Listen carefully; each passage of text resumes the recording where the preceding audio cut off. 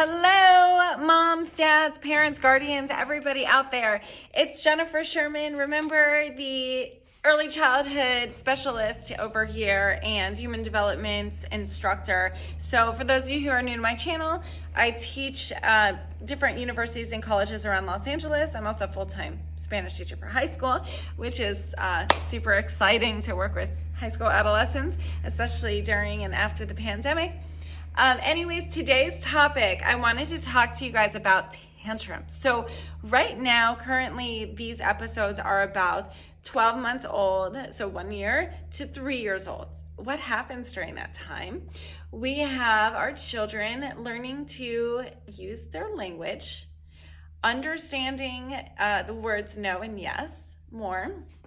And so what happens when we tell our child no? For example, lollipop, lollipop? No, honey, you cannot have a lollipop right now. And then what do they do? They scream, they yell, they shout, and if you're in public, you're a bit embarrassed. However, just remember, every parent has been there. Nobody should be judging you, and even if they are, who cares if they're judging you? You have to do what's right for you in that moment. And whatever happens when your child is throwing a tantrum, you do not give in, okay? Don't give negative energy, negative attention-seeking behavior attention. You have to make sure they calm themselves down. Then when they're doing something positive, you reinforce the positive behavior. So a couple different examples of things that we like to do. In my own household, again, I have 3 kids. My oldest was 3.5 when my 3rd child was born. Okay, so it was, right now they're 10, 9, and 7. They're very close in age. So if one kid cried, probably got everybody else to cry. But at the same time, the older children were able to help the younger ones too. So, it all works out. So what happens though if your child is throwing a tantrum? In my house, we did this type of meditation called Seiza. Well, we use it as a meditation, but Seiza is really a type of way, a Japanese style of sitting. My husband grew up in karate, which is Japanese martial arts, and he had an amazing sensei during his upbringing. And so we like to bring some of that Japanese culture into our home. And one of those things is Seiza. So Seiza is very simple. You sit with your feet tucked under you, and you sit on top of your feet. If you do yoga, maybe it's a certain pose in yoga too when you're stretching out your ankles. So we always did it not as a punishment. However, at a certain age, your children think it's a punishment. We would explain it, and now as they get older, they're understanding the different concept now, but we would explain it as, this is time for you to learn to control your body. We have emotions, and it's okay to feel however you're going to feel. Allow yourself to feel those emotions, but you can't act on them. So screaming and crying is not the way you get what you're hoping to get.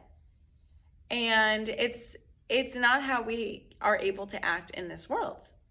So sit in Seiza and take breaths. And we would usually have them put their hands on their stomach, or put their hands kind of like this, fold one on top of the other, connect your thumbs. They'd have to close their eyes. They have to sit up nice and straight. And we teach them, inhale 1, exhale. The thing is, you want to teach them these things not while they're having a tantrum. You go about your daily routine instructing these new concepts and ideas during the happy moments, so that when you are implementing it during a stressful time, they're able to understand it and grasp the concept faster. Okay, you're not really going to get your point across. You're not going to change anything if you are trying to do it while your child is having a tantrum. So oftentimes when my kids would have a tantrum, and this would be usually, if they had a tantrum outside in public, I wouldn't care. I would grab that kid under my arm and take them outside. If I'm in the middle of a grocery store, let them scream and cry, say, nope, too bad, we're not changing it, I'm checking out, and then I go straight to my car. So that stuff never bothered me. For some people, they're a little bit embarrassed by it. Usually you find some other parents who watch you and they smile and they go, I've been there, mama. Or, I know how that is, dad. I'm just glad it's not my kid today because it just depends on the day.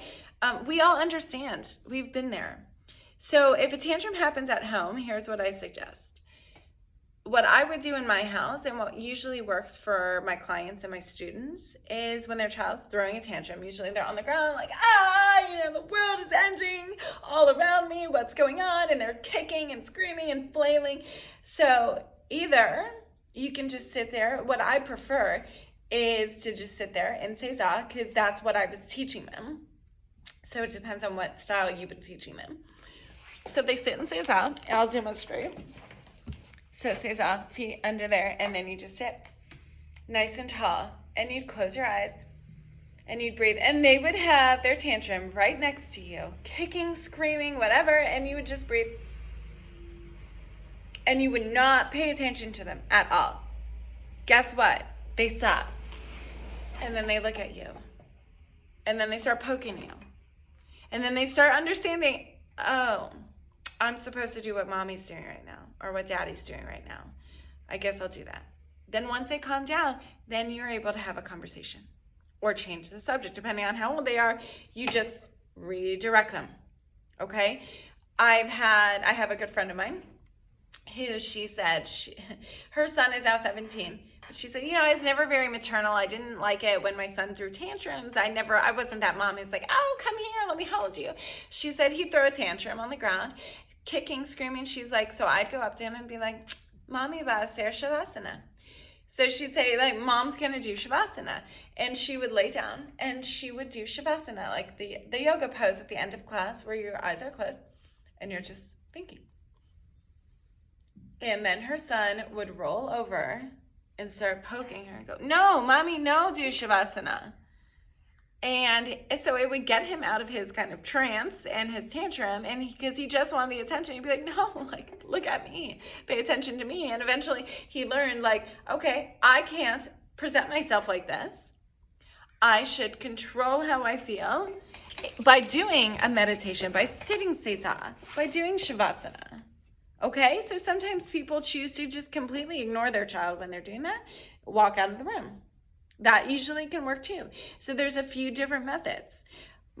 What I find to be most valuable is usually demonstrating the proper behavior. Not trying to have a conversation with your kid in the middle of an emotional breakdown. That's like when you're upset at somebody and they're like, calm down. The last thing you're gonna do is calm down, okay? So we're not trying to have a conversation during this time. Nothing's gonna go past their behavior and their emotions. We are trying to demonstrate the proper behavior during that time. And I think, in my personal opinion, and from what I've seen with my clients and through my studies and through studies of meditation and breathing, is we actually want to teach them how to regulate their body. So you're not just demonstrating proper behavior, you are teaching them how to breathe to calm themselves down. I do believe you want to do stomach breathing, not chest breathing. So what I like to do is one hand on the heart and one hand on the stomach, and then breathing and making sure that the stomach is going out and then the stomach is coming in. So trying to keep your hand nice and calm, and your child might like to do this laying down. They might like to do it sitting up. They might want to stand up. It doesn't matter which position they're in. Again, you're teaching these methods before a meltdown. So just on a normal day when everybody's happy, guess what? I have something I wanted to share with you. I was just reading about something. I was just listening to something. I just realized that I haven't talked to you about this thing, and I want to sit and tell you something new. Get so excited about it and say, okay, sit down, try this with me. Okay, this position's called Seiza, or this position's called Shavasana, or this is called a meditative position, whatever you want to call it. And say, do you know that when you breathe, you want your belly to expand? And then so you inhale, expand it, exhale, pull everything in nice and tight, pull that belly button, squeeze, squeeze, squeeze, squeeze, squeeze, and you make it a fun game for them. And then when they do have a tantrum, because we know they will, because they're trying to exert themselves, they're knowing how to control it. The sooner you're able to teach this for younger kids, the easier it is as they get older. Okay, it's very hard to teach older kids these methods because they've had years of practice and habits forming bad habits. Think about your teenager in the future.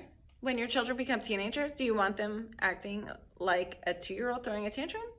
No, you want them to have practice these breathing techniques and these calming techniques. So when you do argue, because believe me, you'll argue with your teenagers, you are at a more respectable level and they know what is expected of them. That will help you in the future. So I am a firm believer in building good behavioral habits when your child is very new to this earth and very young. So again, usually starting right off the bat, and a lot of these habits I start with children in the hospital the moment they're born.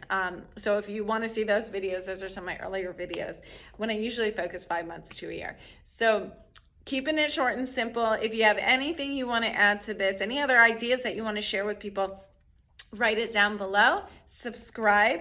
Email me if you have any topics that you really want to touch on. I love you guys. I mean it. I'm so proud of you for doing this. If you haven't heard it today, you are an amazing, amazing parent or guardian out there. Best of luck to you and look forward to hearing from you soon.